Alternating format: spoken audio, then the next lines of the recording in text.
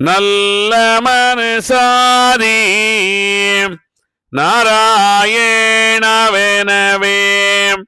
செல்ல மக்களெல்லாம் சிவ சிவா என்று சொல்லி கூட தொடர்ந்து குவித்து பதம் போற்றி தேடறிய நல்லோர் சேவித்து பின்வரவே ஆகாத நீச அநியாய சாதியெல்லாம் வாயார பேசி வம்புரைத்து நகைத்தார் பதறி இவன் போரான் பாடை வருகுது என்று சொல்லி கதறி மிக ஓடுகிறான் கள்ள சுவாமி இவனும் சுவாமி என்றால் நரக்கு தோற்று மிக ஓடுவானோ நாம் இவனை நம்பி நடந்ததுவும் வீணாச்சே பேயனுடவே பிரமாணமாய் கேட்டு நியாயமது கெட்டோம் நாமெல்லாம் என்று சொல்லி நீச குலத்தோர் நெடுதூரம் வைதார்கான் தேசமதை ஆளும் செல்ல வைந்த சுட்சமதை அறியாமல் நீசரெல்லாம் அப்பன் நன்றியை மறந்து வெறி கொண்ட பேயன மெதினியில் பேசினார்கான் நல்ல மனுவோர் நாரணாதஞ்சமென செல்ல மனுவோர் திருப்பாதமும் தொழுது கூடி நடந்தார் குருவே குருவெனவே நாடி நடந்தார் நல்லபதியேற்றவரென கண்டுகொள்வோம் என்று காட்சியுடன் நடந்தார் பண்டு அருள் பெற்ற பச்சை மாலிடம் நடந்தார் அப்போ வைகுண்ட சுவாமியோம் தான் மகிழ்ந்து எப்போதும் வாழ்வார் எனக்காகும் மக்களெல்லாம் வம்புரைத்த நீச குலமுழுதும் செத்திறந்து முன்பு வீதியால் முழு நரகமே விழுவார் என்று மிக சவித்து எம்பெருமாள் தான் நடந்து பண்டு பிறந்த பால் கடலுள் சென்றனரே சென்றவர் தேவரோடு சகல் கரைதனிலே நின்று நந்தின தன்னை பார்த்து நவிலுவார் வைந்தராசர் பண்டனை பெற்றதாதாம் பால் கடலுள்ளே என்னை சென்றிட அழைக்கார் நீங்கள் சகல் கரைதனிலே நில்லுமேந்தினத்தை எல்லாம் நிறுத்தியே கடலினுள்ளே பல்லுயர் யாவும் வாழ பரமனும் அங்கே செல்ல வெல்லமர் தேவரெல்லாம் மேக நிழற் குடைகள் ஓட வல்லவன் தகப்பன் பாதம் வணங்கியே வைந்தர் சொல்வார். அப்பனே ஒப்பில்லாத அலைகடல் தூயின்ற மாயா செப்பவும் தொலையானாமோ சீமையில் விளங்க பெற்றாய்.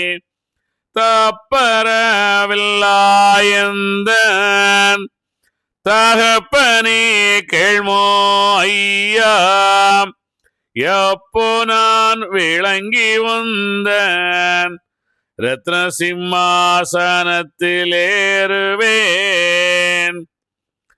ஆண்டு 2 மாதம் 1014 வேண்டுதல் இன்னுங்கானேன் வெம்புரேன் கலிகள் மூழ்கி கூண்டு நீர் முன்னே சொல்லி குரு உபதேசம் வைத்த ஆண்டின்னும் வருகிலேயோ அப்பனே மெய்யுள்ளோனே.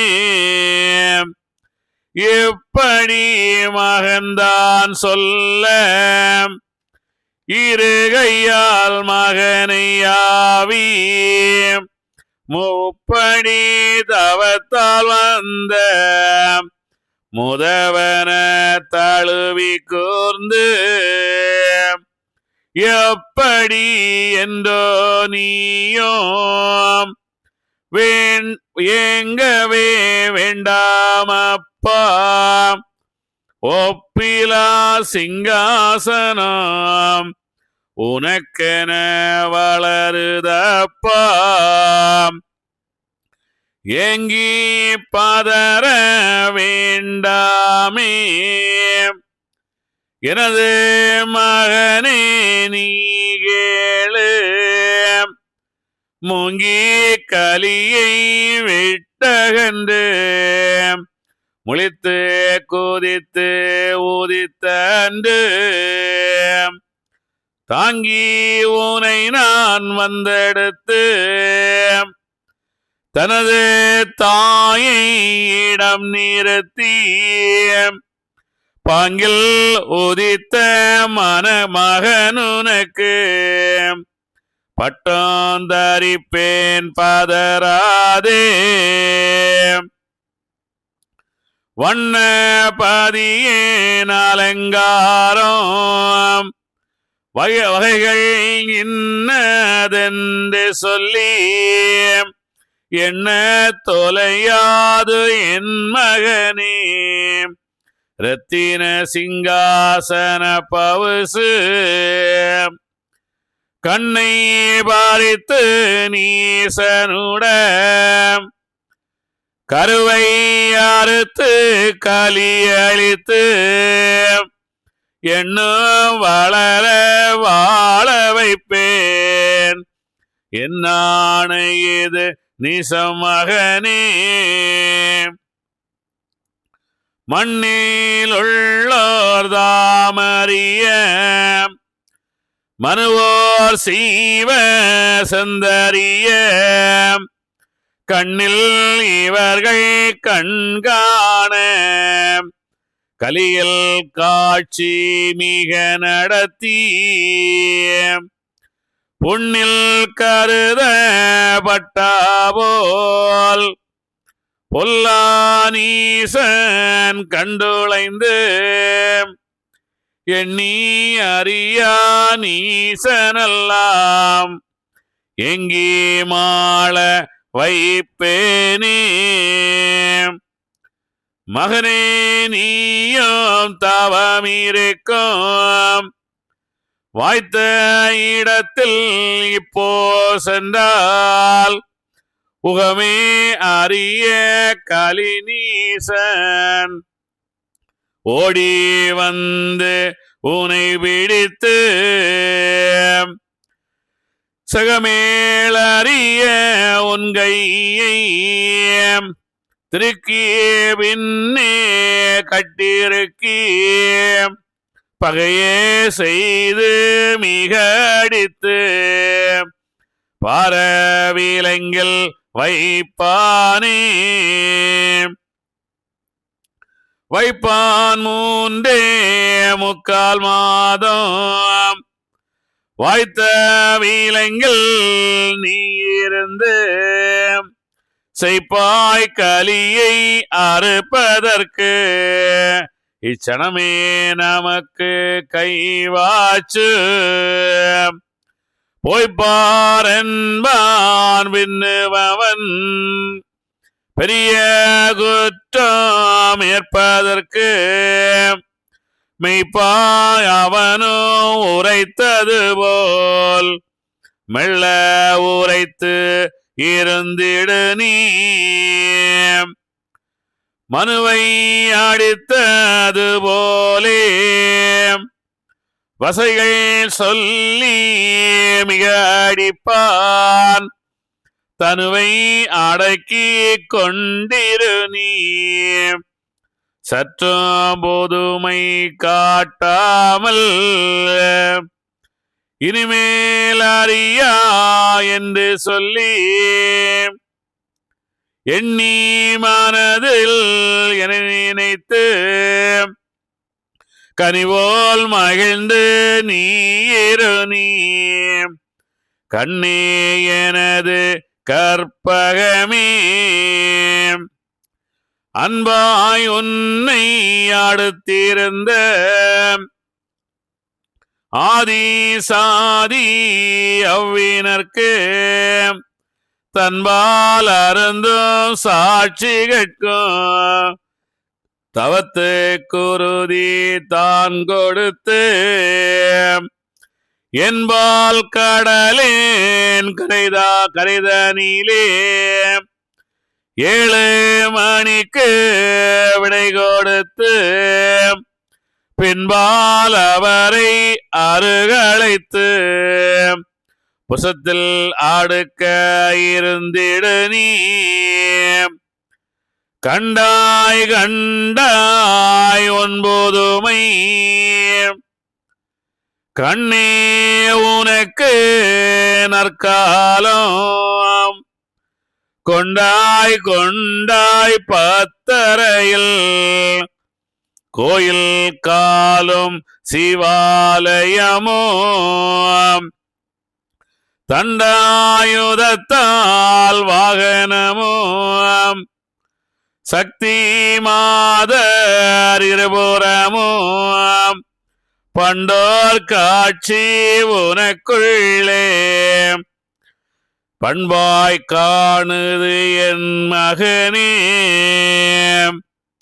காட்சி சிறப்பு கல்யாணம் கவரி வீசிய கொலுவாரம் சாட்சி கணக்கு முன்பருத்தி சந்திர வருண கோடு நிறுத்தி வாட்சி உனக்கு திருநாளும் வாய்த்த நம்மான முழங்க காட்சி உனது முன்காணும் கருணை மகனே கலங்காதே பல்லக்கேரி தெருவீதி பகல தேரோ நீ நடத்தி செல்ல பதிகள் மிக முகித்து திருநாள் கண்டு மகிழ்ந்திரு நீ வல்ல கோடிகை மரம் நிறுத்தி வருவாய் நீத்தம் வாகனத்தில் பொல்லா கலியன் கண்டுளைந்து பொழிவான் நித்தம் மடிவானே இப்படி சிறப்பதெல்லாம் உனக்கு என் மகனே மேலும் எப்படி மலங்கி என்னோடு இது இது உரைத்தேது வெள்ளாய் சொற்படி எல்லாம் அந்த தேதியில் தோணுங்கண்டாய் அப்போ நீ அறிந்து கொள்வாய் அப்பனு நீதானாய். இங்கே அரிகாவலசீசர் சொல்லுகின்றார், அங்கே ஐயா வைகுண்டர் அங்கிருந்து ஓடுகின்றார் என்று சொல்லுகின்றார். ஆனா ஐயா வைகுண்டர் தன்னுடைய சுயசரிதையில் என்ன சொல்லுகின்றார் அப்படின்னா, என்னை கட்டிலே கொண்டு வந்து தொட்டிலில் என்னை தூக்கி சென்றார்கள் அப்படின்னு சொல்லுகின்றார். இது எது உண்மை? அங்கிருந்து அந்த திருச்செந்தூர் கடலிலிருந்து வரும்போது அங்கே அண்டரோடு தண்டனிட்டு அப்படின்னெல்லாம் அந்த பூதங்கள் எல்லாம் என்னை தூக்கி வருவதற்காக நின்றார்கள். நான் வேண்டாம் என்று சொல்லி நடந்து வருகின்றேன் அப்படின்னு சொல்லுகின்றார். தேவர்கள் எல்லாம் மலமாடி தூக்கி கொண்டு வருகின்றார்கள் அப்படின்னு எல்லாம் சொல்லுகின்றார். அப்புறம் அந்த பூதங்கள் எல்லாம் ஏந்தி வருகின்றதெல்லாம் நிறைய விஷயங்கள் சொல்லுகின்றார். ஐயா வைகுண்டர் தன்னுடைய சுயசில் நான் நடந்துதான் வந்தேன், எனக்கு பசிச்சது, நான் பதநீர் கேட்டேன், நிறைய விஷயங்கள் சொல்லிட்டு வந்தார். இங்கே என்னன்னா, இங்கே அவரை கட்டிலே கொண்டு வந்து தொட்டில் கட்டி என்னை தூக்கி சென்றார்கள் என்று சொல்லுகின்றார். எது உண்மை? ஐயா சுயசரிதையில் சொன்னதுதான் உண்மை. அப்ப இங்கே ஓடுகின்றாரே, இங்க இருக்கின்ற மக்கள் எல்லாம் பார்க்கின்றார்கள், ஐயா வைகுண்டர் எழுந்து ஓடுகின்றார். ஐயா வைகுண்டர் ஓட வேண்டிய அவசியமே இல்லை. ஏனென்றால் அவர் அங்கே அமர்ந்து தவம் செய்து கொண்டிருக்கின்றார். அவன் யாரு என்ன சொன்னா அவருக்கு என்ன, யார் என்ன செய்து விட முடியும் அவருக்கு தெரியும் இல்லையா? ஆனால் அதுல உடனே அவன் தூக்கி சென்று விட்டான் என்றால் அது கொஞ்சம் கால நேரம் வேணும். அந்த ஒரு நேரம் கண்டிப்பாக வேண்டும். அதனால அந்த அந்த அவர்களுள்ளால் இருக்கின்ற தேவ சக்திகள் எல்லாம் அவரை தூக்கி செல்லுகின்றார்கள். அதான் உண்மை. கிளம்புகின்ற அவர் ஓடுகின்றார், அது உண்மைதான். ஆனால் அவராக அது ஓடவில்லை. இது யாரு செல்லுகின்றார்?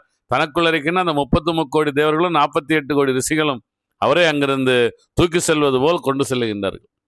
அங்கே அந்த ஞானமுனிவனும் கலைமுனிவனும் தூக்கிட்டு போனாங்கன்னு சொல்றாங்க. அப்போ இவர் அங்கிருந்து ஓடுகின்றார். அதான் உண்மை, அதான் உண்மை, சத்தியமா தான். அப்பொழுது அவருக்கு இந்த ஞானம், இந்த அளவு ஞானம் இல்லை. அங்கு உள்ளே சென்றுதான் அவர் அந்த ஞானத்தை பெற்றார். ஆனால் இங்கே இங்கே என்ன சொல்லுகிறார்? அவர் அங்கு தியானத்தில் செய்து கொண்டிருந்தார். அவருக்கு யாரும் எதுவும் செய்ய முடியாதுன்னு அவருக்கு தெரியும். ஆனாலும் என்னது, அவன் வந்து கொண்டிருக்கிறான், உடனே கொஞ்சம் காலதாமதப்படுத்தணும்.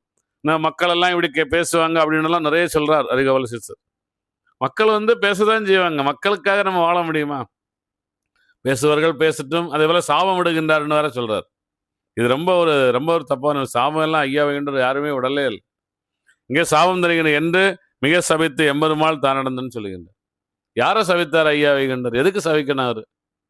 அது அவனுடைய நிலை. அது அவனுக்கு அந்த அகஞானம் தெரியவில்லை. அவனும் வேறானவனாக நினைக்கின்ற உடனே அவனை சமைச்சிருவாங்களா? சமைக்கவே இல்லை. உடனே எதுவுமே சொல்லலை. ஐயா வைகுண்டர் இங்கே தன்னுடைய சுயசரிதையில் என்ன சொல்லுகின்றார் அப்படின்றத பார்ப்போம். கட்டிலையும் கொண்டு வந்து தொட்டில் கட்டி என்னை கனமுடன் கூட்டி சென்றார் சிவனே ஐயா. வழியும் விலகி தந்து சில தூரம் போகையிலே கடல் வளைந்து கொண்டதையோ சிவனே ஐயா. கரையில் திருநெல்வேலி அரகரா என்ற சத்தம் கல்லும் உருகிடுமே சிவனே ஐயா. அண்ணாவி திருவம்பலம் அருள் கொண்டு கரை சேர்ந்தேன், ஐயையோ என்ன சொல்வேன் சிவனே ஐயா. இலங்கை தூவரையாம் பதியில் திருவிளக்கும் எரியவும் கண்டேனையோ சிவனே ஐயா. முட்டப்பதியில் நாடும் கிட்ட கிளந்து வர முனியோ வந்தெடுத்தாரே சிவனே ஐயா. ஏழை மாமுனி கூரை நிழலில் போக எல்லோரும் கை கொண்டாரே சிவனே ஐயா. பொத்திய கைகளை சற்றே திறந்து விட்டால் சீமை அழிந்திடுமே சிவனே ஐயா. அதாவது என்ன சொல்லுகின்றார்? கட்டிலை கொண்டு வந்து தொட்டில் கட்டி என்னை கூட்டு செல்லுகின்றார்கள் என்று சொல்லுகின்றார். இது நிறைய அவங்க உள்ளே அகத்துக்குள்ளாலே முழுமையாக சென்று விட்டார். அவர் எண்ணமில்லாத நிலை வந்து விட்டார். அங்கே என்ன நடக்கின்றது என்றே அவருக்கு தெரியவில்லை. அது என்ன, அவர் தனக்குள்ளாலே அந்த இறைவனை முழுமையாக அந்த எண்ணங்கள் அடங்கி அவர் இருக்கின்றார். இப்பொழுது எந்த எண்ணமும் வராது. யாராவது தட்டி எழுப்பினாதான் வரும். இதேபோல அந்த ராமேஸ்வரம் இதேபோல தான் அடிக்கடி அப்படியே உட்கார்ந்து வரான் ஒரே இடத்துல. அதாவது இதெல்லாம் எதுக்காக நாம் எதுக்கு எப்படி நடக்கின்றது? தனக்குள்ளாலே செல்லுகின்றார்கள். இங்கே வெளியே நிகழ்வது தெரியாது. அங்கேயும் அதே போல தான் தனக்குள்ளாலே அவர் சென்று விட்டார். அங்கே அவர்கள் கட்டளை கொண்டு தூக்கித்தான் செல்லுகின்றார்கள். இங்கே அவர் ஓடுகின்றார் அப்படின்றதெல்லாம் அங்கே சொல்லிட்டு வரார். இதெல்லாம் நீங்கள் தெளிவாக புரியுது. அங்கே என்ன சொல்லுகின்றார் பாருங்க. இது வழியும் விலகி தந்து சில தூரம் போவேலே கடல் வளைந்து கொண்டது என்று சொல்லுகின்றார். கரையில் திருநெல்வேலி அரகர உடனே இவர் சொல்லிங்க மக்களை இங்கே நிகழுங்கன்னு சொன்னாரா என்ன? அவர் உள்ளே செல்லுகின்றார், கடலுக்குள்ளாலே செல்லுகின்றார். கடல் வளைந்தது. அவர் அங்கே கண்களை மூடி தண்ணீருக்குள்ளால் இருந்தார். கரையில் திருநெல்வேலி அரகரா என்ன சத்தம் கல்லும் உருகிடுமே அப்படின்னு சொல்லுகின்றார். ஏன் கன்னியாகுமரி மாவட்டத்துக்காரங்க சொல்லலையா? ஐயா சிவசிவாரகரான்னு சொல்லலையா? ஏன் அந்த திருநெல்வேலி மாவட்டத்துக்காரங்க தான் சொன்னாங்களா? இது எதற்காக இங்கே ஐயா தன்னுடைய சுயசரிதைகள் சொல்லணும்? அதாவது நம்ம இது கண்டிப்பாக நிறைய விஷயங்கள் நம்ம தெரிஞ்சுக்கணும். அதாவது அந்த கன்னியாகுமரி அந்த எல்லை வரைக்கும் தான் அந்த திருவனந்தபுரத்து மகாராஜாவோட ஆட்சி. அதுக்கு இந்த பக்கம் பார்த்தீங்கன்னா திருநெல்வேலி எல்லாம் பார்த்தீங்கன்னா அந்த நாயக்கருங்க ஆட்சி. அப்போ என்னன்னா கட்டபொம்மன் நாயக்கர் அவங்களுடைய ஆட்சி தான் அந்த பக்கம் நடந்துச்சு. அப்போ அங்கேயே இந்த இந்த இந்த இந்த இந்த மன்னவர்களுடைய அடியாட்கள் எங்கே உள்ளவங்க? இங்கே உள்ளவங்க தான். அந்த ஏரியாவில் கன்னியாகுமரி மாவட்டம் இங்கே உள்ளவங்க தான். அவருடைய எல்லா அடியாட்கள் அங்கே வர ஐயாவை தூக்கி போட்டு வர்றவங்க எல்லாருமே அவங்க தான். அப்போ இங்கே இந்த இந்த அந்த அந்த கன்னியாகுமரி மாவட்டத்தில் உள்ள மக்கள் எல்லாம் பயந்து ஓடி விட்டார்கள், ஒதுங்கி விட்டார்கள். ஏன்னா அவன் நம்மளையும் பிடித்து அடித்து விடுவான் என்று பயந்தார்கள். ஏன்னா அவங்கள தானே கீழான ஜாதின்னு அடிச்சுட்டு இருந்தாங்க. அவர்கள் ஒதுங்கினார். அவர் இங்கே இந்த ஐயாவை காண்பதற்காக அங்கே வெளியிலிருந்து வந்த மக்கள் தான் ஐயா பின்னாலே ஓடினார்கள் தான் சொல்லுகின்றார். அந்த மக்களை பார்த்து கரையில் திருநெல்வேலி அரகரா என்ற சத்தம் கல்லும் உருகிடுமே அப்படின்னு சொல்றாங்க அப்படின்னு சொல்லுகின்றார். அண்ணாவே திருவம்பலம் அருள், அதாவது திருவம்பலம் அருள் கொண்டு என்னால் என்னது யாரு எந்த அருள்? நமக்கு உள்ளாலே இருக்கின்ற அந்த இறை அருள் எனக்கு முழுமையாக கிடைத்தது. இலங்கை துவரையம், இலங்கைனா கீழே, இலங்கை எப்படி இருக்குது? சுற்றிலும் கடல் மூழ்கி இருக்கின்றது. சுற்றிலும் கடல் இருக்கு, அது தீவாக இருக்கின்றது. நாம் எல்லோருமே ஒரு தனி தீவு தான். நமக்குள்ளாலே அந்த அக விளக்கு எரிந்து அது மேல் நோக்கி நாம் இறை என்ற பரிணாமத்துக்கு வருகின்றோம். அதாவது இலங்கை துவரையும் சொல்லுகின்றார். முற்றப்பதியில் நாடும் அப்படின்னாலும் ஏழை முனி, அந்த அதாவது ஏழை முனி கூரை, ஒரு கூரை நிழலில் புக அப்படின்னு சொல்லுகின்றார். ஒரே கூரை தான் நமக்கு எல்லாருக்குமே, ஒரே கூரை. நம்ம வீடு இருக்குது, அதில் மேலே மழை பெய்யாமல் வெயில் அடிக்காமல் இருக்க நம்ம கூரை போடுறோம். அதே போல் நமக்கு வாழ்க்கையில் நம்மளுக்கு ஒரே ஒரு நிலை தான். நமக்குள்ளாலே இறைவன் இருக்கின்றான். அந்த ஒரே நிழலில் அங்கே அவர் எல்லாத்தையும் பெற்றார், எல்லா ஞாபகமும் அவர் பெற்றார், எல்லாமே பெற்றார் அப்படின்னு சொல்லிட்டு வரார். அதே போல் இங்கே என்ன சொல்லுகின்றார்? உள்ளாலே வந்தவுடனே அந்த அப்பனே ஒப்பில்லாத அலையிடல் துயின்ற மாயா செப்பவும் தொலையானாமல் சீமையில் விளங்க பெற்றாய் தப்பரவில்லா எந்தன் தகப்பனே கேள்மையா எப்ப நான் விளங்கி வந்தன் ரத்னசிங்கா சனத்தில் ஏறுவேன் அப்படின்னு கேட்கின்றார். ஆண்டு 2 ஆச்சே மாதம் 1014 ஆச்சே. 2 மாதம் 2 ஆண்டுகள் 6 ஆண்டுகள் தவமியற்று சொன்னாங்க. 2 ஆண்டுகள் 28 மாதங்கள் அப்படின்னா 3-4 ஆண்டுகள் முடிந்து 4.5 ஆண்டுகள் ஆயிட்டு. இன்னும் நீர் எனக்கு வேண்டுதல் இன்னும் காணும் வெம்புரேன் கலியில் மூழ்கி கூண்டு நீர் ஆண்டு 2 ஆச்சுமா 1014 ஆச்சு. வேண்டுதல் இன்னும் காணேன் வெம்புரேன் கலியில் மூழ்கி கூண்டு நீர் முன்னே சொல்லி குரு உபதேசம் வைத்து ஆண்டின்னும் வருகளையோ அப்பனே மெய்யுள்ளன என்று கேட்கின்றார். நானும் நீர் எனக்கு அந்த நிலை தருவேன் என்று சொன்னீரே, தர்மயுகத்துக்கு செல்லுவேன் என்று சொன்னீரே, அந்த நாள் இன்னும் வருகலையா அப்படின்னு கேட்கின்றார். இப்படி மகன்தான் சொல்ல இருகையால் மகனியாவி முப்படி தவத்தால் வந்த முதுவென தழுவி கூர்ந்து எப்படி என்றோ நீயும் இயங்கவே வேண்டாம் அப்பா, நீ இயங்கவே வேண்டாம். இறைவன் எனக்குள்ளால் இருக்கின்றான் என்று நீ அந்த தனக்குள்ளால் இறைவனை படைத்தவர்கள் யாரும் இயங்க வேண்டியதே இல்லை. ஏன்னா முழுமையாக அந்த இறைநிலை அவர்கள் அடைந்து விடுவார்கள். அந்த நிலை அவர்கள் சென்று விடுவார்கள். இது உண்மை, இது சத்தியம். ஏங்கியே பதற வேண்டாமே எனது மகனை நீர்கேளு, மூங்கி கலியை விற்றகண்டு முழித்து குதித்து உதித்த அன்று தாங்கி உன்னை நான் வந்தெடுத்து தனது தாய் இடம் நிறுத்தி பாங்கில் உதைத்த மகனுனைக்கு பட்டம் தரிப்பேன். நான் கண்டிப்பாக உனக்கு அந்த அந்த பிரவாத அந்த பட்டத்தை தரிப்பேன் அப்படின்னலாம் சொல்லிட்டு வராங்க. வண்ணப்பதி எல்லாமே சொல்லிட்டு வைப்பான் 3.25 மாதம் அவன் கொண்டு போய் என்ன செய்வான், நீ எதுவுமே செய்யாம இரு சொல்லிட்டார். நீ எதுவுமே நீ செய்யாம இரு மகனே, நீ ஒண்ணுமே செய்யாது, எந்த புதுமையும் நீ காட்டி விடாது, அமைதியா நீ இரு. அவன் என்ன உன்னை கூட்டுவே என்ன வேணாலும் அவன் செய்யட்டு, ஒண்ணுமே அவன் எதுவுமே உனக்கு நடக்காது, எதுவுமே எந்த எந்த இதுவும் நீ பார்க்காது, அமைதியாக இருந்து மனுவை அடித்தது போலே வசைகள் சொல்லி மிக அடிப்பான், தனுவை அடக்கி கொண்டு நீ சற்றும் புதுமை காட்டாமல் இனிமேல் அறிவார் என்று சொல்லி எண்ணி மனதில் என நினைத்து கனிபோல் மகிழ்ந்து நீர் நீ கண்ணே என்றது கற்பகமே. அதாவது எதுவுமே நீ சொல்லாத அப்படின்ட்டார். எதுவுமே அமைதியா இரு, அவன் என்ன வேணாலும் செய்யட்டு, நீ அமைதியா உன்னுடைய வேலை நீ தியானம் பண்ணிட்டே இரு, எண்ணமில்லாத கையிலேயே நோக்கி நீ சென்று கொண்டே இரு, வேற எதுவுமே செய்யாத அப்படின்லாம் சொல்லுகின்றார்.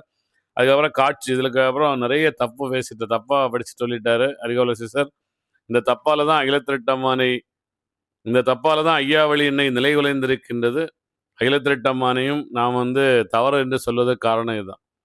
ஏன்னா நீ அங்கே காணிக்கை இடாதுங்கோ, காவடி தூக்காதுங்கோ, வீணுக்கு தேடுமுதல் விருதாவில் போடாதுங்க அப்படின்னு சொல்லிட்டே வந்தவர் இங்க என்ன சொல்லுகின்றார், பல்லக்கேறு திருவீதி பகலத்தேறு நீ நடத்தி செல்லப்பதிகள் மிக முகித்து திருநாள் கண்டு மகிழ்ந்திருந்தி.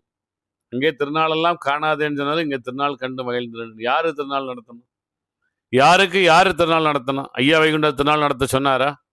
அவர் வாழ்ந்த காலத்தில் கடைசி வரைக்கும் திருநாள் அங்கே நடக்கவே இல்லை. திருநாள்னா மக்களை வர சொன்னார், ஞாயிற்றுக்கிழமை வாங்க மக்களே, நம்ம எல்லாம் சேர்ந்து உட்காந்து பேசி ஜாலி அப்படியே அந்த ஆன்மீகத்தை பற்றி பேசி கூட்டு பிரார்த்தனையாக பண்ணி எல்லாரும் கொண்டு வருவங்களா பிரித்து நம்ம எல்லாம் சாப்பிட்டுட்டு ஒரு சந்தோஷமா பேசி சிரிச்சுட்டு நீங்கள் மறுநாள் அவங்கவுங்க வேலையை பார்க்க போங்கன்னு சொன்னார்.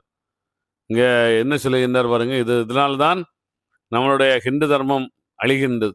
ஹிந்து தர்மம் பண்ணுறதுல ஐயா வழியும் அழிகின்றது. இப்போ ஹிந்து தர்மத்தை போல ஐயா வழி போயிடுச்சு, பேய் வழிபாடாக போயிடுச்சு, அது அழிந்து கொண்டிருக்கின்றது. என்ன காரணம்னா இந்த வரிகள் தான், ரொம்ப தப்பான வரிகள். இதெல்லாம் ஒன்றுமே செய்ய முடியாது. படிக்கிறதுக்கு ராகம் நல்லா இருக்குது, படிச்சிட்டோம்.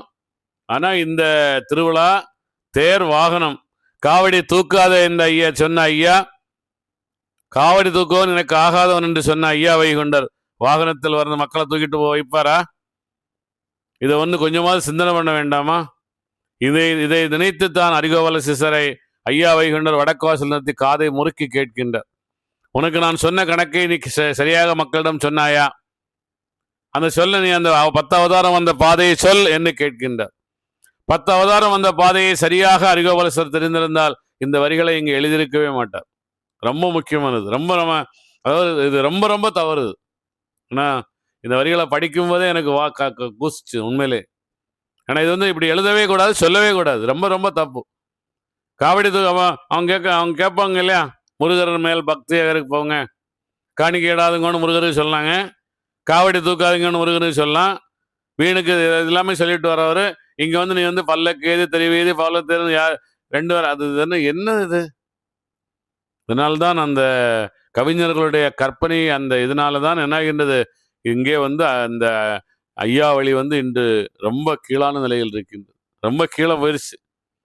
அதை நீ எப்படி இதை கொண்டு வருவது, இது எப்படி ஐயா வைகுண்டோடைய தத்துவத்தை அந்த நிலை நிறுத்துவது அப்படின்றது ரொம்பவே எட்டா கனியாவே இருக்குது. ஏன்னா ஒருத்தன் பார்த்தீங்கன்னா ஐயா உண்டுன்னு கொண்டு மக்கள் எல்லாம் இப்போ ஐயா உண்டுன்னு மாறிட்டாங்க. ஐயா உண்டுன்னு சொல்லலாமா? அப்படி எல்லையற்ற இறைவனை உண்டு இல்லைங்கிற அந்த எல்லைக்கு கொண்டு வரலாமா? நீங்கள் ஏதாவது ஒரு ஒன்று வேணா சுடலமாடனை கூட சொல்றது கூட கேளுங்க, அவங்களுக்கு கூட எதிர்வினை இருக்காது.